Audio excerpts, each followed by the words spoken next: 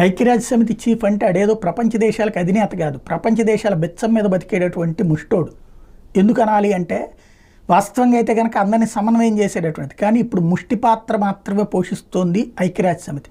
ఒకప్పుడు దేశాల మధ్య సంఘర్షణ వాతావరణాలు వచ్చినప్పుడు వాళ్ళ మధ్యన సమన్వయం చేయడం చేతకాక నానాజాతి సమితి అనేటటువంటిది విఫలమై ఒకటో ప్రపంచ యుద్ధం తర్వాత పెట్టినటువంటి సంస్థ ఫెయిల్ అయ్యాక పుట్టుకొచ్చింది ఐక్యరాజ్య సమితి. తీరా చూస్తే ఐక్యరాజ్య సమితి ఫెయిల్యూర్ ఇప్పుడు పతాక స్థాయికి చేరింది.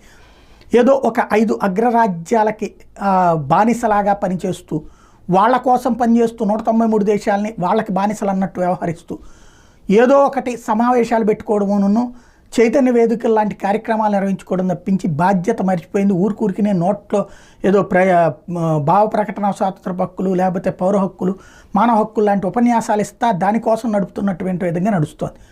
దాంతో చిర్రెత్తుకొస్తుంది, ప్రపంచానికి విసిగిపోతుంది ఇప్పటికే ప్రపంచం. ఏదో ఒక రోజున ఐక్యరాజ్య సమితి